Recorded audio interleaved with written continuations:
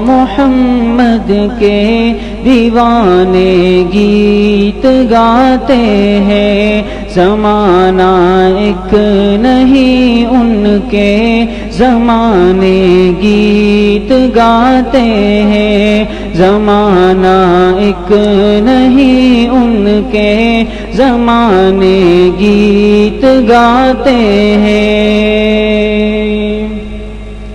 کبھی کنکر پڑھے کلمہ، کبھی اغیار گن گائے، کبھی کنکر پڑھے کلمہ، کبھی اغیار گن گائے،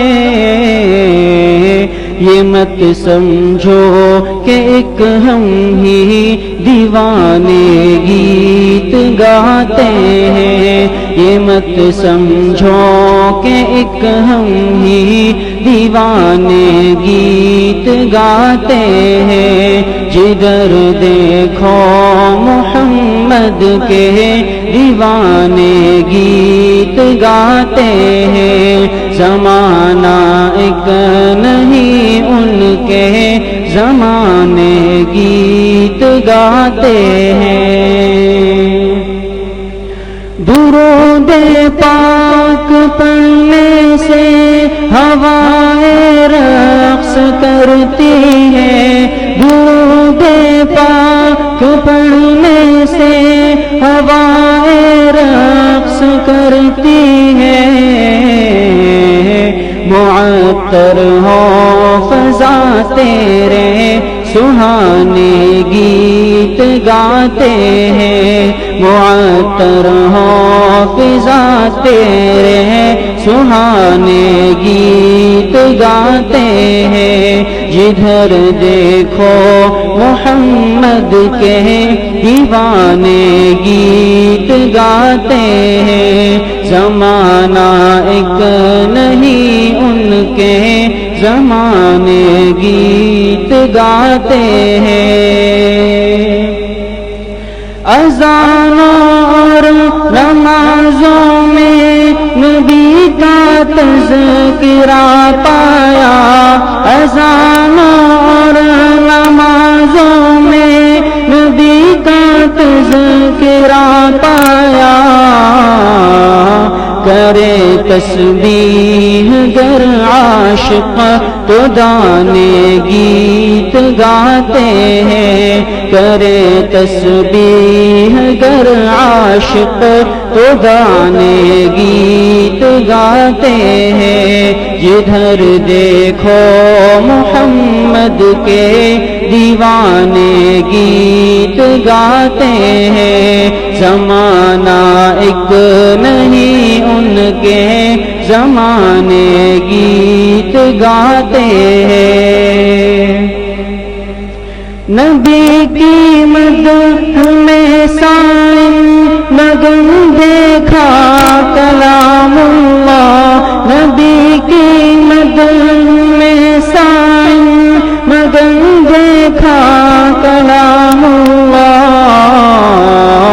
کبھی آقا کے ہم نغمے ترانے گیت گاتے ہیں، کبھی آقا کے ہم نغمے ترانے گیت گاتے ہیں، جدھر دیکھو محمد کے دیوانے گیت گاتے ہیں، جدھر دیکھو محمد کے دیوانے گیت گاتے ہیں، زمانہ ایک نہیں ان کے زمانے گیت گاتے ہیں، زمانہ ایک نہیں ان کے زمانے گیت گاتے ہیں۔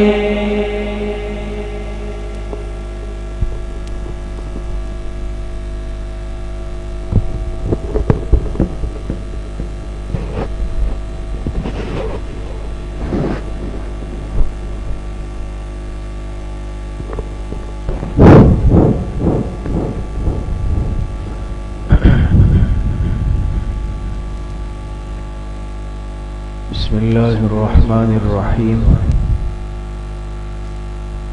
نحمده ونصلي ونسلم على رسوله الكريم أما بعد فأعوذ بالله من الشيطان الرجيم بسم الله الرحمن الرحيم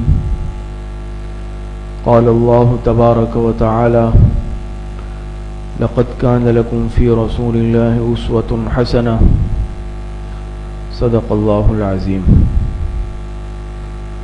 محترم و مکرم و معزز خواتین و حضرات، سیرت طیبہ کے سلسلے کی تکمیل کے بعد اب الحمدللہ اسوہ حسنہ کا سلسلہ چل رہا ہے، اور آج اسوہ حسنہ کے سلسلے کی 26ویں مجلس ہے. محمد الرسول اللہ صلی اللہ علیہ وسلم آخری نبی ہے، اور آپ پر نبوت کا سلسلہ مکمل ہو چکا ہے. محمد الرسول اللہ صلی اللہ علیہ وسلم کا پیغام دین اسلام، ان الدین عند اللہ الاسلام. حضور علیہ السلام جو پیغام لے کر آئے، وہ پیغام کیا ہے؟ وہ پیغام ہے دین اسلام کا پیغام. دین اسلام کیا ہے؟ کیا تعارف ہے دین اسلام کا؟ کون کون سی باتیں دین اسلام میں بنیادی طور پر شامل ہیں؟ تو آپ حضرات کے سامنے یہ بات عرض ہوئی ہے کہ دین اسلام کے تحت 4 باتیں ہیں بنیادی طور پر. سب سے پہلے ہے عقائد، نمبر 2 عبادات، نمبر 3 معاملات، نمبر 4 اخلاق. عقائد سے متعلق تفصیل سے آپ حضرات کے سامنے بات عرض ہو چکی ہے. اس کے بعد عبادات سے متعلق بھی تفصیل کے ساتھ آپ حضرات کے سامنے بات عرض ہو چکی ہے. تیسرے نمبر پر ہے معاملات، اور معاملات سے متعلق بات گزشتہ کئی دروس سے آپ حضرات کے سامنے چل رہی ہے. جی، گویا کہ آج کا جو ہمارا عنوان اور موضوع ہے وہ ہے دین اسلام کے تحت تیسری بات. تیسری بات کیا ہے؟ نمبر 3 معاملات. تو اسلامی معاملات پر بات چل رہی ہے، اور پھر اسلامی معاملات کے تحت ملازمت سے متعلق بات چل رہی ہے، اور اس کا آج حصہ نمبر 4 ہے. اس میں ملازمت کے آداب، اصول، احکام، اس پر بات ہو رہی ہے. جی، آپ حضرات کے سامنے یہ بات آئی کہ معاش کے بنیادی ذرائع کتنے ہیں؟ معاش کے بنیادی ذرائع 4 ہیں. سب سے پہلے ہے نمبر 1 تجارت، نمبر 2 اجارہ یعنی ملازمت، نمبر 3 ہے زراعت، اور نمبر 4 صنعت. تجارت سے متعلق بات آپ حضرات کے سامنے مکمل ہو چکی ہے. دوسرے نمبر پر ہے اجارہ یعنی ملازمت. اس سے متعلق آج 4تھی نشست ہے. جی، ملازمت سے متعلق جو یہ 8 باتیں آپ حضرات کے سامنے ہیں، اس میں سے 7 پر آپ حضرات کے سامنے بات ہو چکی ہے. سب سے پہلے ہے ملازمت کی تعریف کسے کہتے ہیں، تو اس کی لغوی اصطلاحی تعریف آپ حضرات کے سامنے ہو چکی ہے. نمبر 2 اس کی اقسام کیا ہے، اس پر بھی بات ہوئی. نمبر 3 ملازمت کی اہمیت و فضیلت، اس پر بھی بات ہوئی. نمبر 4 انبیاء اکرام علیہم السلام سے ملازمت کا ثبوت. نمبر 5 علماء کی نظر میں ملازمت کی اہمیت. نمبر 6 مسلمان ملازم کی صفات. اور نمبر 7 حصول ملازمت کے لیے ضروری ملحوظہ امور. ان 7 باتوں پر آپ حضرات کے سامنے تفصیل سے نشست ہو چکی ہے. آج انشاءاللہ 8ویں نمبر پر جو ہے یعنی افسران اور اداروں کے سربراہان کے لیے ضروری صفات، اس پر انشاءاللہ بات کریں گے. جی، تو دیکھیں، ادارہ ایک فرد سے نہیں چلتا، بلکہ اس میں ملازمین بھی ہوتے ہیں، سربراہان بھی ہوتے ہیں، ماتحت بھی ہوتے ہیں، ان کے نگران بھی ہوتے ہیں، اور دونوں کی اپنی اپنی ذمہ داریاں ہوتی ہیں، اپنی اپنی حیثیت ہوتی ہے. تو کچھ صفات تو وہ ہیں جو ایک ملازم کے لیے بحیثیت ملازم کے اپنانا ضروری ہے. پھر ان میں سے بعض صفات وہ کہ جن کا اپنانا ضروری تھا، بعض وہ جن سے اجتناب ضروری تھا۔ تو ملازم کے لیے وہ صفات جو اپنانا ضروری تھے اس پر بھی آپ حضرات کے سامنے بات ہوئی، جن صفات سے بچنا ضروری تھا ان پر بھی آپ حضرات کے سامنے بات مکمل ہو چکی ہے۔ اب جو ادارے کا بڑا ہو، افسر ہے یا سربراہ ہے، ان کے لیے بھی کچھ صفات ہونا ضروری ہے۔ ایک کامیاب سربراہ کے لیے بحیثیت نگران کے، بحیثیت سربراہ کے، کہ وہ ان صفات کو اپنا لے۔ تو وہ صفات کون سی ہے؟ تو یہ دیکھیں، نمبر 1 ہے مسلمان ہونا اور مسلمانوں کی خیر خواہی کے جذبے سے معمور ہونا، یعنی ایک سربراہ پکا سچا مسلمان ہو، مطلب یہ ہے، اور مسلمانوں کی خیر خواہی کے جذبے سے معمور ہو۔ اس پر انشاءاللہ بات ہوگی تفصیل سے۔ نمبر 2 اخلاص، نمبر 3 تقوی اور شریعت کی مکمل پابندی کرنا، نمبر 4 اعمال خیر میں ذمہ دار اپنے ماتحتوں کے لیے نمونہ ہونا چاہیے، نمبر 5 ادارے کے امور پر مکمل قدرت رکھنا، نمبر 6 معاشرتی حالات سے باخبر ہونا، نمبر 7 ادارے کے سربراہ کا مرد ہونا، نمبر 8 عدل یعنی مساوات انصاف سے کام لینا، نمبر 9 احسان کرنا، نمبر 10 ہے سچ بولنا، نمبر 11 ایفاء عہد وعدے کی پابندی، نمبر 10 علم اور گفتگو کا نمبر 12 علم اور گفتگو کا ملکہ رکھنا۔ جی، نمبر 13 نظم و نسق، نمبر 14 صبر کا مادہ رکھنا، نمبر 15 حلم اور برداشت کا مادہ رکھنا، نمبر 16 قدرت کے باوجود معاف کرنا، نمبر 17 نرمی کے موقع پر نرمی کرنا، نمبر 18 لوگوں کے ساتھ مساویانہ رویہ اختیار کرنا اور امتیاز نہ چاہنا، نمبر 19 لوگوں کے مقام اور مرتبے کی پہچان، نمبر 20 ذمہ داریوں کی تقسیم اور تعین، نمبر 21 کام اپنے وقت پر کرنا، نمبر 22 مستقل مزاجی رکھنا، نمبر 23 اپنے ہاتھ سے کام کرنا، نمبر 24 اپنے قصور کا اعتراف کرنا اور غلطی پر اصرار نہ کرنا، نمبر 25 ہے ماتحتوں کے حالات سے باخبر رہنا، نمبر 26 اہل لوگوں کے ساتھ مشورہ کرنا۔ جی، نمبر 27 ہے ذاتی کام خود کرنا، نمبر 28 ماتحت حکام کے خلاف شکایت سننا، نمبر 29 ہمیشہ اپنی اصلاح کی فکر کرنا، نمبر 30 ملازمت کرنے والے کی ملامت سے نہ ڈرنا، نمبر 31 مالی امور میں احتیاط اور اس میں کسی کا لحاظ نہ کرنا، نمبر 32 رعب اور وقار کو قائم رکھنا، نمبر 33 صحت کی حفاظت اور حسب استطاعت کام کرنا، اور آخری بات نمبر 34 رازوں کی حفاظت کرنا۔ یہ 34 وہ صفات ہیں جو ایک مسلمان کو بحیثیت سربراہ کے، ادارے کے نگران کے اختیار کرنا ضروری ہے۔ اس میں سب سے پہلے نمبر پر کہ پکا سچا مسلمان ہونا اور مسلمانوں کی خیر خواہی کے جذبے سے معمور ہونا۔ جی، کسی اسلامی ادارے کے ذمہ دار کی پہلی اور بنیادی صفت یہ ہے کہ وہ اسلام اور مسلمانوں کا خیر خواہ ہو۔ حدیث میں آتا ہے، آپ علیہ الصلاۃ والسلام نے ارشاد فرمایا، الدین النصیحہ، دین سراسر خیر خواہی کا نام ہے۔ ایک مسلمان کے دل میں بدخواہی ہو ہی نہیں سکتی اگر یہ پکا سچا مسلمان ہے، چاہے یہ کسی بھی حیثیت سے ہو، یہ بحیثیت ایک ملازم کے ہو، بحیثیت ایک سربراہ کے ہیں، بحیثیت ماتحت کے ہے، بحیثیت باپ کے ہے، بحیثیت بیٹے کے ہے، کسی بھی حیثیت سے ہے معاشرے میں، لیکن ہر وقت اس کے دل میں خیر خواہی کے جذبات ہو۔ بدخواہی کا جذبہ یہ اسلامی تعلیمات نہیں ہے۔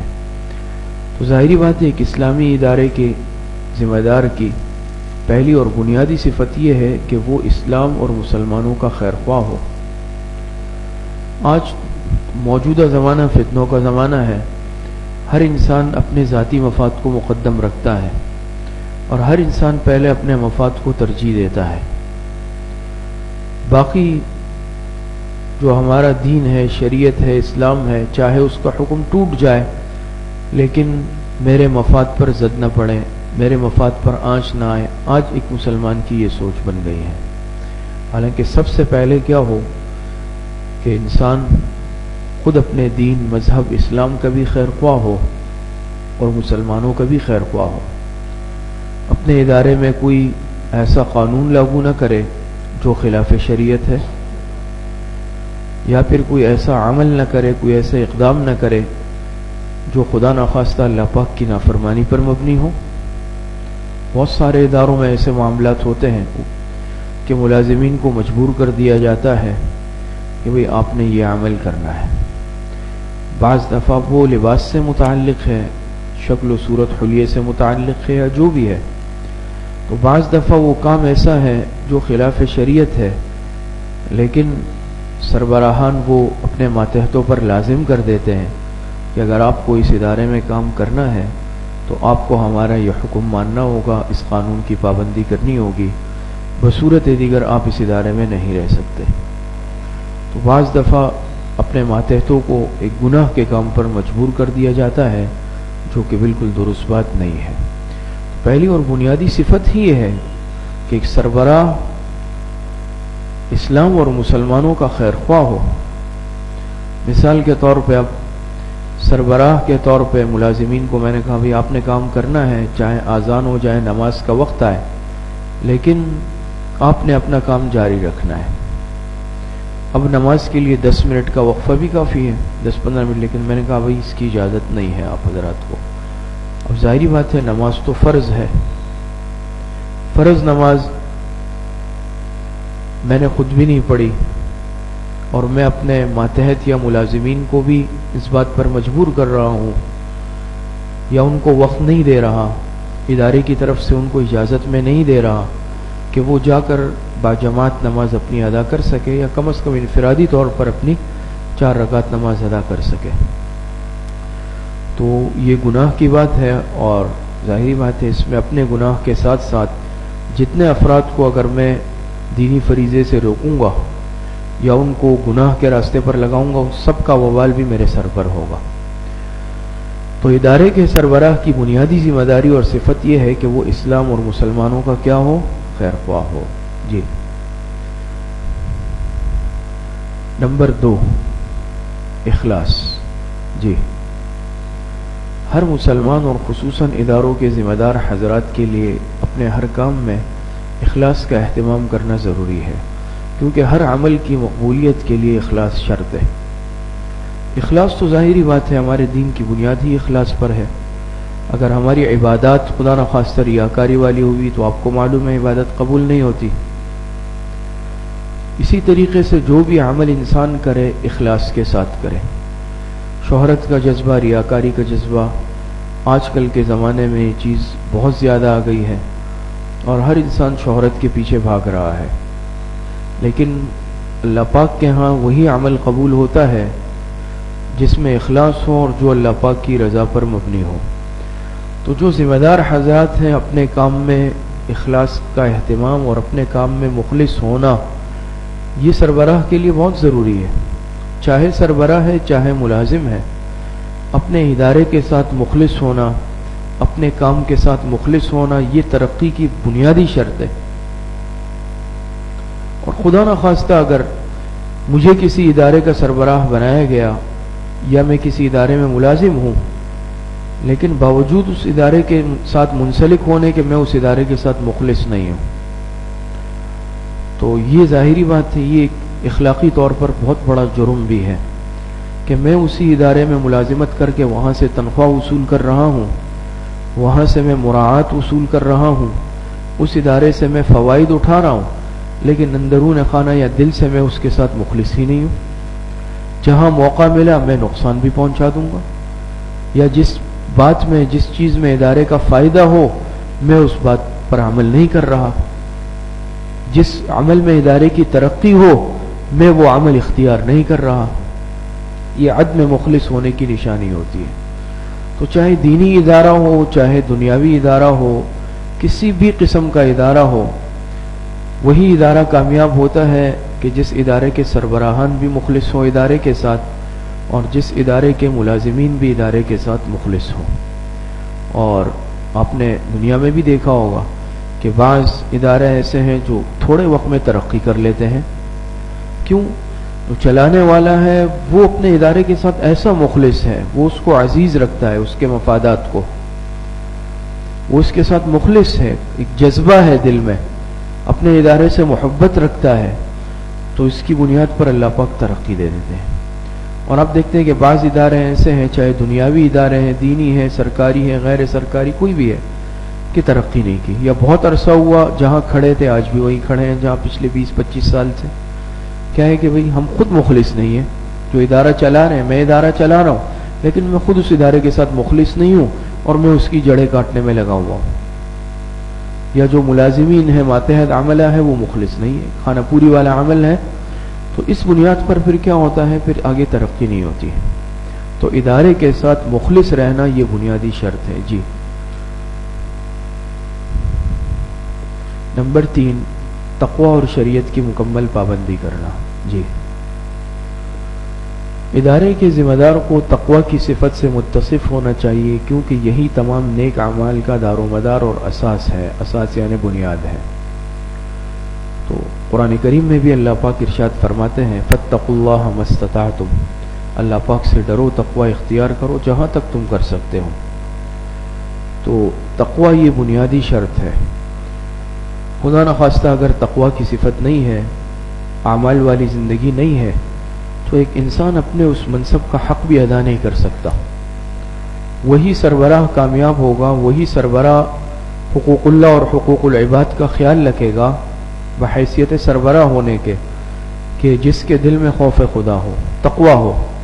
ظاہری بات ہے تقوی تو ایسی بنیادی چیز ہے کہ جس شخص کے دل میں اللہ پاک کا خوف ہو، قیامت کا اور آخرت کے پکڑ کا خوف ہو، تو یہ نہ اللہ پاک کے حق میں کوتاہی کرے گا، نہ بندوں کے حق میں کوتاہی کرے گا، یہ ہر ایک کے حقوق وقت پر ادا کرے گا، پورے ادا کرے گا۔ آج جو یہ نقصانات ہیں معاشرے میں، اداروں کے اندر انتشار ہے، اس کے ایک بنیادی سبب تقوی کا اور اعمال والی زندگی کا نہ ہونا بھی ہے، خوف خدا کا نہ ہونا۔ ملازمین کے جائز حقوق میں ادا نہیں کر رہا، ملازمین کی تنخواہیں میں مہینوں گزر گئے، میں ادا نہیں کر رہا، ٹال رہا ہوں، کل آؤ، پرسوں آؤ، مہینے بعد آؤ، میں ان کے واجبات ادا نہیں کر رہا، میں ان کے جائز حقوق کا خیال نہیں رکھ رہا۔ تو وجہ یہ ہے نا کہ اللہ پاک کا خوف دل میں نہیں ہے، آخرت کا، قبر کا خوف جس شخص کے دل میں آ جائے، تقوی پرہیزگاری والی زندگی اختیار کر لے، وہ کبھی بھی کسی کی حق تلفی نہیں کرتا۔ تو یہ چیز بنیاد ہے، یاد رکھیں۔ اگر امن و امان اور اطمینان والی زندگی انسان کو پسند ہے اور انسان چاہتا ہے کہ میں جس ادارے کا ذمہ دار ہوں یا نگران ہوں، میں اس کو خیر و عافیت کے ساتھ چلاؤں، ترقی کے راستے پر لگاؤں، تو تقوی والی زندگی پر آنا پڑے گا۔ یہ ایک بنیاد ہے انسان کے لیے۔ جی نمبر 4، اعمال خیر میں ذمہ دار اپنے ماتحتوں کے لیے نمونہ ہوں۔ جی ذمہ دار ہر نیک عمل میں سبقت کرنے والا ہو اور ہر نیک خصلت میں پیشوا ہو۔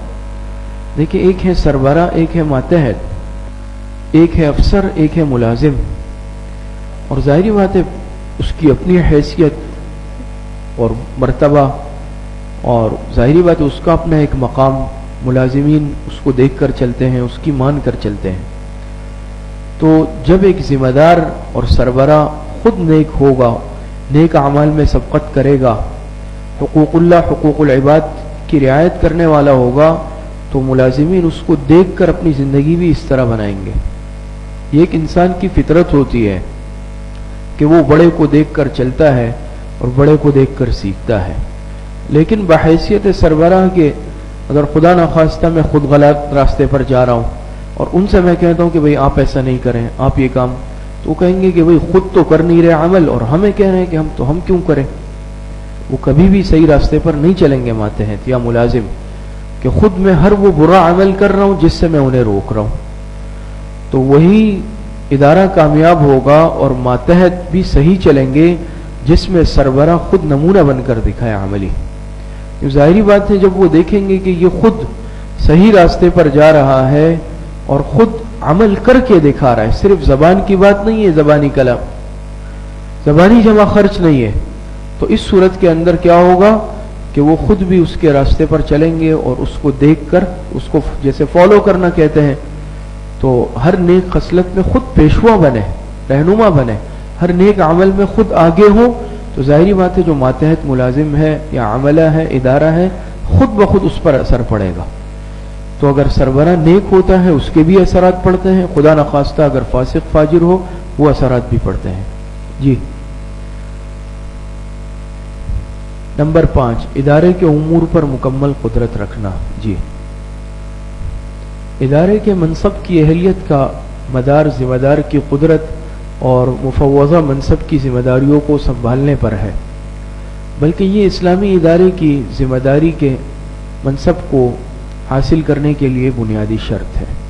ظاہری بات یہ تو ایک بنیادی شرط ہے کہ جو منصب پر بیٹھا ہوا ہے، اوپر افسر ہے، نگران ہے، پرنسپل ہے، کوئی بھی ہے، ادارے کا سربراہ ہے، کمپنی کا مالک ہے، تو وہ اس ذمہ داری کو اٹھانے کی قدرت رکھتا ہو، یا اس کو جو منصب سونپا گیا ہے، مفوض کیا گیا ہے، وہ اس کو سنبھالنے کی قدرت بھی رکھتا ہو، اس میں ایسی صلاحیت موجود ہو کہ وہ یعنی اس منصب کا حق ادا کر سکے۔ یہ ضروری ہے۔ آج دیکھ لیں نا، آج یہ انحطاط کیوں ہے، یہ زوال کیوں ہے؟ چاہے آپ اداروں کو دیکھ لیں، چاہے تعلیمی ادارے ہیں، سرکاری ادارے ہیں، غیر سرکاری ادارے ہیں، یا حکومتی معاملات ہیں، جس منصب پر جب بھی نااہل خدا نخواستہ اگر آیا، چھوٹا منصب ہے، بڑا منصب ہے، نااہل آئے گا تو وہ نقصان پہنچائے گا، کیونکہ وہ اہلیت نہیں رکھتا اس منصب کی۔ جب وہ اہلیت نہیں رکھے گا، وہ اس منصب کے جو فرائض ہے وہ ادا نہیں کر سکے گا، اپنے ماتحتوں کے حقوق ادا نہیں کرے گا، جس کی وجہ سے کیا ہوگا، وہ ادارہ زوال پذیر ہو جائے گا۔ وجہ کیا ہوئی کہ بھائی سربراہ جو بنا ہے اس میں اہلیت ہی نہیں ہے، اس میں امانت و دیانت نہیں ہے، اہلیت نہیں ہے۔ تو یاد رکھیں کہ یہ بنیادی چیز ہے، اور دنیا میں اگر آپ جائزہ لے لیں، جہاں بھی نااہلوں کے ہاتھ میں کوئی منصب آیا ہے تو پھر ایسا ناقابل تلافی نقصان پہنچا ہے اس ادارے کو، اس ملک کو، کہ پھر برسوں اس کی تلافی نہیں ہو سکی ہے۔ تو کوئی بھی منصب ہے، کوئی بھی عہدہ ہے، یاد رکھیں اس کے لیے یہ بنیادی شرط ہے کہ جو منصب پر آ رہا ہے اور جو اس منصب کو سنبھال رہا ہے، تو یہ بات بنیادی طور پر اچھی طرح سمجھ لیں کہ اس میں اس منصب کو سنبھالنے کی قدرت ہو، اس کو اس منصب سنبھالنے کی اس میں طاقت ہو۔ تو یہ بنیادی شرط ہے، گویا کہ آپ حضرات سمجھ لیں۔ جب بھی نااہل آیا ہے، جس منصب پر آیا ہے، تو نااہل کی وجہ سے ہمیشہ نقصان اٹھانا پڑا ہے، اور ظاہری بات ہے یہ تو ایک بنیادی شرط ہے اہلیت کا ہونا۔ اسی طریقے سے نمبر 6، معاشرتی حالات سے باخبر ہونا۔ 5 باتیں آپ حضرات کے سامنے بیان ہو گئی۔ 6ٹھی بات ہے معاشرتی حالات سے باخبر ہونا۔ یہ بھی ادارے کے سربراہ کے لیے ضروری ہے اور بنیاد ہے کہ وہ معاشرے کے حالات سے باخبر ہو۔ تو ادارے کے ذمہ دار کے لیے یہ بھی ضروری ہے کہ وہ معاشرے کے حالات کی سب سے بہتر سمجھ رکھتا ہو، کیونکہ وہ اس طرح ماتحتوں کے تمام مصالح اور بہتری سے زیادہ باخبر ہوگا، اور ماتحتوں کے تمام امور اور ضروریات اس کو اچھی طرح معلوم ہوگی۔ بات سمجھ میں آ رہی ہے؟ پس وہ امت کی بہتری کے لیے زیادہ بہتر انداز میں کام کر سکے گا۔ معاشرے کے حالات سے باخبر رہنا سربراہ کے لیے بنیادی طور پر ضروری ہے، چاہے وہ امور مملکت سے وابستہ ہے، اس کے پاس سلطنت کے امور ہے، یا چاہے اس کے پاس کسی ادارے کا عہدہ ہے یا منصب ہے، لیکن جب تک وہ حالات سے باخبر نہیں رہے گا، اس وقت تک یہ دیکھیں آپ حضرات کے سامنے بات آ گئی کہ معاشرتی حالات سے باخبر ہونا ادارے کے ذمہ دار کے لیے یہ بھی بہت ضروری ہے کہ وہ معاشرے کے حالات کی سب سے بہتر سمجھ رکھتا ہو، کیونکہ وہ اس طرح ماتحتوں کے تمام مصالح اس کو کہتے ہیں جس میں انسان کا فائدہ ہو، مصلحت ہو، اور بہتری سے زیادہ باخبر ہوگا، اور ماتحتوں کے تمام امور اور ضروریات اس کو اچھی طرح معلوم ہوگی، بس وہ امت کی بہتری کے لیے زیادہ بہتر انداز میں کام کر سکے گا۔ کسی ادارے میں مثال دے رہا ہوں، میں کسی ادارے کا سربراہ ہوں، ماتحت 200 500 1000 2000 ملازم ہیں، مجھے معلوم ہی نہیں ہے کہ بھئی کس کا کیا مسئلہ ہے، کس کے ساتھ کیا مسائل ہے، کیا پریشانی ہے، اور حالات اس وقت کیا چل رہے ہیں، معاشرے کی ضروریات اس وقت کیا ہے، اس وقت موجودہ معاشرے کا مزاج کیا ہے. تو یہ بات یاد رکھیں کہ معاشرے کے مزاج سے واقف ہونا اور معاشرے کی موجودہ ضروریات، جس کو کہتے ہیں کہ تقاضا، وقت کا تقاضا، وقت کے تقاضوں سے واقف ہونا یہ ضروری ہے. بات سمجھ میں آ رہی ہے؟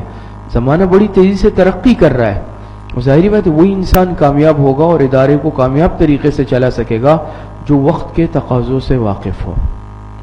اور ظاہری بات ہے اب ایک جدید ایجادات اور اس طرح کی چیزیں ہیں تو انسان اس سے بھی فائدہ اٹھائے. اب میں وہی پرانا طریقہ لے کر بیٹھا ہوا ہوں، اپنے آپ کو مشکل میں ڈالا ہوا ہے، جدید صورتیں، جدید آلات، ترقیاں، ٹیکنالوجی آ گئی ہے، تو ایک ادارے کے سربراہ کو اس سے بھی فائدہ اٹھانا چاہیے کہ بھئی پہلے اگر ہاتھ سے وہ کام کرنا پڑتا تھا، اب گھنٹوں دنوں میں ہوتا تھا، اب منٹوں میں ہوتا ہے. تو ظاہری بات ہے انسان جتنا جدت کو اختیار کر لے گا یا اس سہولیات سے فائدہ اٹھائے گا وہ اتنی جلدی ترقی کرے گا. تو معاشرتی حالات سے باخبر رہنا، اسی طرح ماتحت جو ہے کس کے کیا حالات ہیں، کس کی کیا مجبوریاں ہیں، نیچے کیا معاملات چل رہے ہیں، تو اس سے باخبر رہنا یہ ضروری ہے.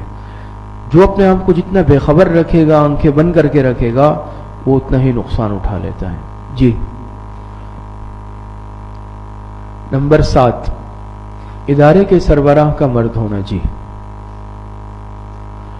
اسلامی ادارے کے سربراہ کا مرد ہونا ضروری ہے. اس کا مطلب یہ نہیں کہ اسلام عورت کو کم اور ہلکا درجہ دیتا ہے اور عورت کے لیے کسی بھی احترام اور کرامت کا یعنی اکرام کا قائل نہیں، بلکہ یہ بات اس لیے ضروری قرار دی گئی ہے کہ عورت کی تکوینی خصوصیات اور فطری طبیعت اور احوال کو مد نظر رکھا گیا ہے. ایک ادارے کے سربراہ کے لیے مرد ہونا بہتر ہے، لیکن دیکھیں جیسے یہ بات آپ حضرات کے سامنے، اس کا مطلب یہ نہیں ہے کہ عورت کا ہمارے مذہب دین اسلام میں کوئی مقام یا عزت نہیں ہے. سب سے زیادہ عورت کو عزت، مقام، مرتبہ ہمارے دین اسلام نے دیا ہے. یہ کہ آج ایک مغرب ایک پروپیگنڈا کر رہا ہے کہ عورتوں کے حقوق سلب کیے جا رہے ہیں، عورتوں کے حقوق مارے جا رہے ہیں.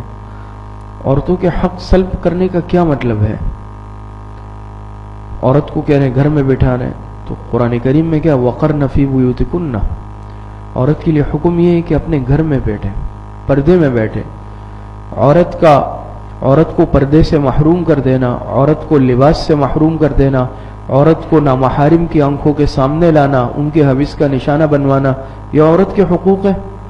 یہ تو عورت کے حقوق نہیں، یہ تو عورت کی بدترین تذلیل ہے جو آج مغربی اقوام خود کر رہی ہے، اور وہ یہ چاہ رہی ہیں کہ مسلمان بھی یہ کر لیں.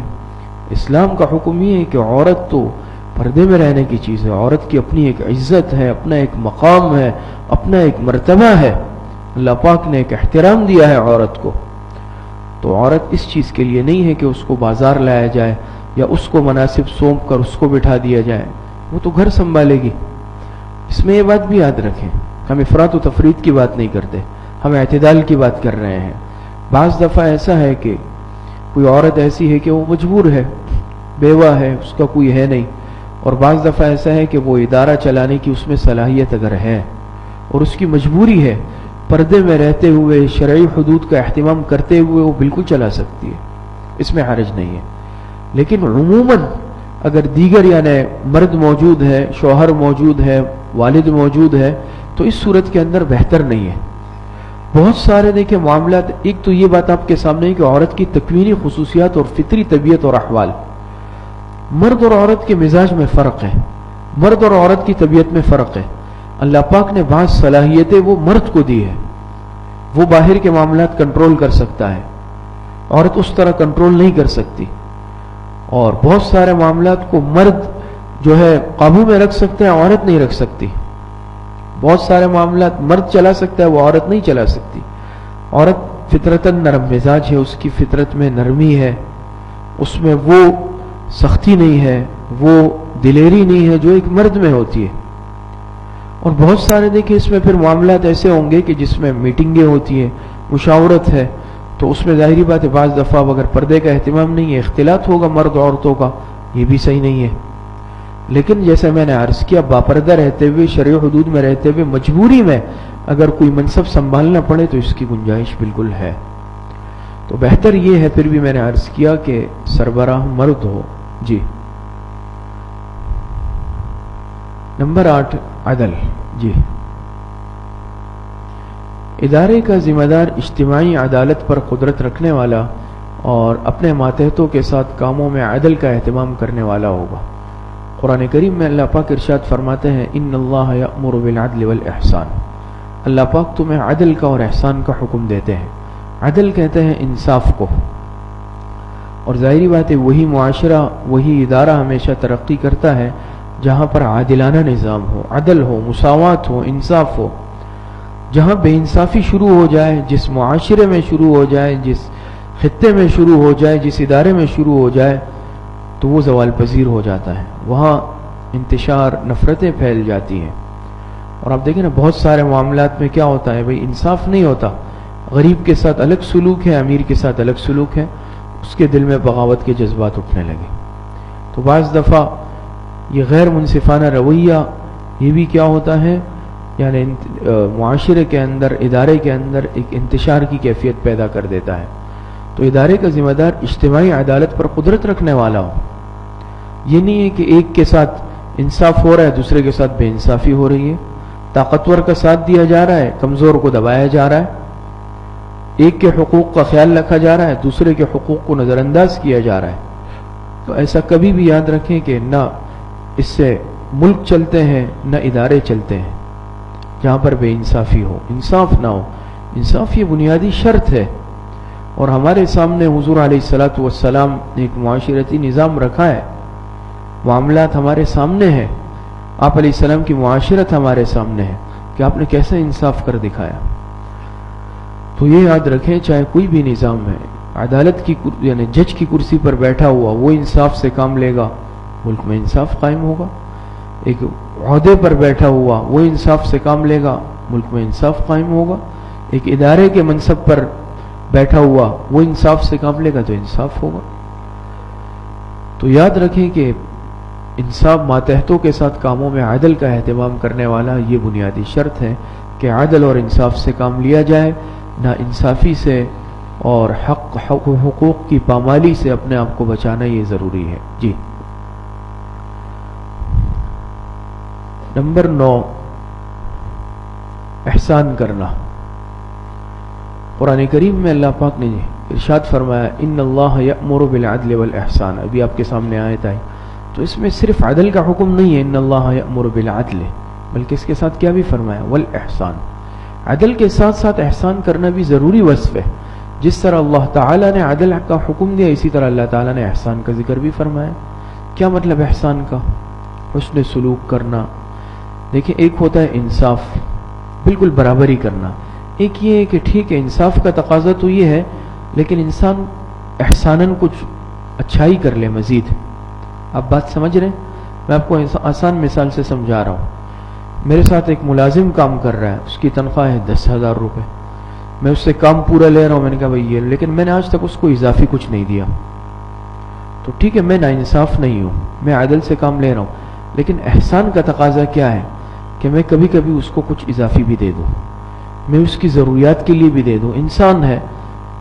اب ظاہری بات ہے جو طے ہوا ہے وہ تو اپنی جگہ طے ہوا، اچھی بات ہے، وہ تو عدل ضروری ہے. لیکن انسان احسان کا تقاضا یہ ہے، اخلاق کا تقاضا یہ ہے کہ انسان اس سے زائد بھی کچھ احسان کر لے، اضافی طور پر کبھی کچھ نہ کچھ دے دے، اس کی ضروریات کا خیال رکھ لے، اس کی ضروریات پوچھ لے بھئی آپ کی اور بھی ضروریات ہیں یا نہیں.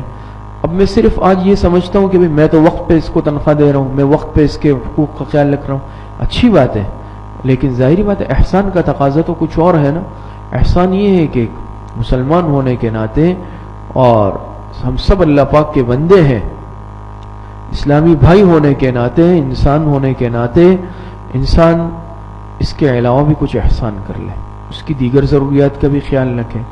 تو یہ بھی ضروری ہے کہ انسان عدل کے ساتھ ساتھ احسان والا معاملہ بھی کر لے. بعض دفعہ ہم بالکل ایسے اصول پسند بن جاتے ہیں کہ اضافی اگر 1 روپیہ اس کی طرف چلا گیا تو اس کے جینا جو ہے ہم نے حرام کر دیا کہ بھئی یہ کیسے ہوا، یا یہ اضافی سہولت یہ تو میں آپ کو نہیں دے سکتا، یا وہ بیچارے کو اگر کبھی ضرورت پڑ گئی وہ آ گیا مانگنے، میں نے کہا بھئی آپ کو آپ کی تنخواہ مل گئی ہے یا ملے گی، اس کا بھئی قرضن چاہیے یا میرے اس وقت غمی خوشی آئی ہے گھر میں کوئی معاملہ آیا ہے، تو اس میں انسان سامنے والے کی مجبوری کو ضرور دیکھے، اس کے ساتھ احسان کرے. اللہ پاک کو احسان کرنے والے بندے بہت پسند ہیں، اسی لیے اللہ پاک نے دیکھیں نا عدل کے ساتھ ساتھ کس کو ذکر کیا؟ احسان. اور یہ ہمارا نظام اسی طرح چلے گا کہ صرف اب یہ بھی نہیں ہے کہ میں بالکل نپے تلے قانون پر چلوں گا. اور دیکھیں ہر جگہ جو ہے مقصد یہ ہے کہ انسان اصولوں پر نہیں چلتا، سمجھ میں آ رہی ہے؟ صرف ضابطے کی زندگی پر انسان نہیں چلتا، بلکہ بعض دفعہ انسان کو مقصد یہ ہے کہ اس سے ہٹنا بھی پڑتا ہے، دوسروں کی رعایت رکھنی پڑتی ہے، بعض معاملات میں اپنے اصولوں سے پیچھے ہٹنا پڑتا ہے، رعایت کرنی پڑتی ہے، دوسروں کا خیال رکھنا پڑتا ہے، ان کے حالات کو دیکھنا پڑتا ہے. تو اتنا سخت گیر ہو جانا کہ اگر کسی کی کوئی ضرورت پریشانی آ گئی، یا مثال کے طور پہ کسی نے کہا بھائی مجھے چھٹیاں چاہیے، اس کی ایسی مجبوری ہے ناگزیر ہے، میں نے کہا یہ ہو ہی نہیں سکتا، تو ان ضروریات کا خیال رکھنا، احسان کا معاملہ کرنا یہ بھی ایک سربراہ کے لیے ضروری ہے. جی نمبر 10 سچ بولنا. جی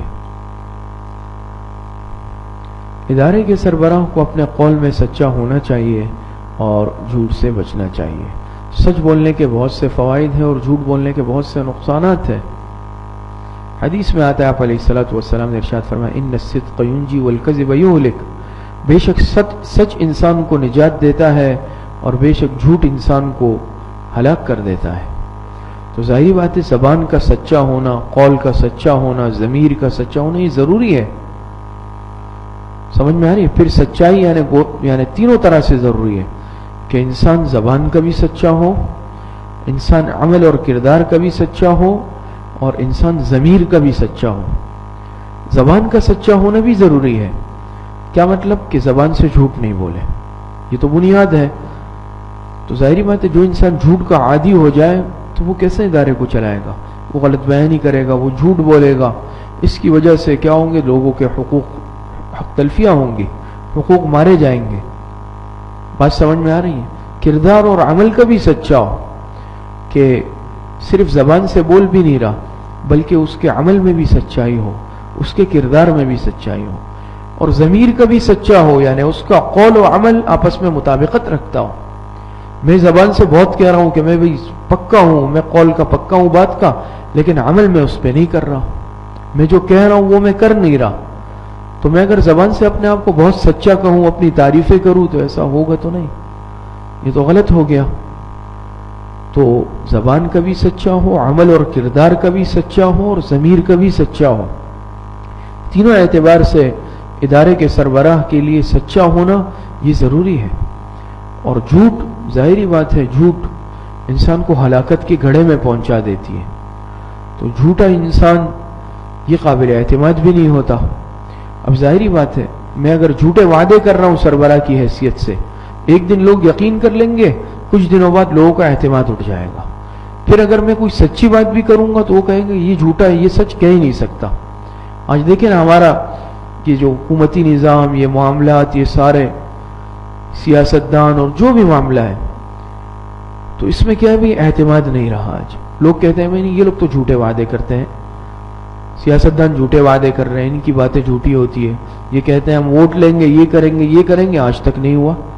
تو پھر کیا ہوتا ہے؟ پھر لوگوں کا اعتماد اٹھ جاتا ہے، پھر اعتماد رہتا نہیں ہے.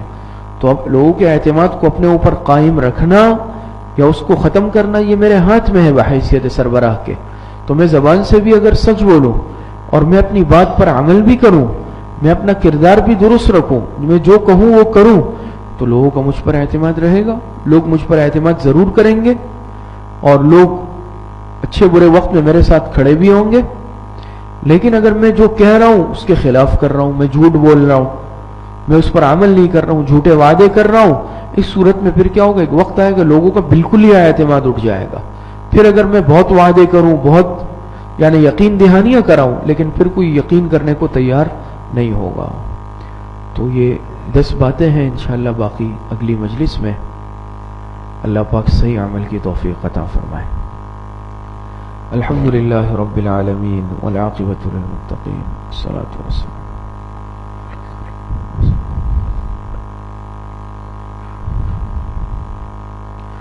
ہمارے یہاں مدرسے کے استاذ مولانا وقار صاحب کے والد صاحب بھائی عبدالرشید صاحب کا بھی انتقال ہوا ہے.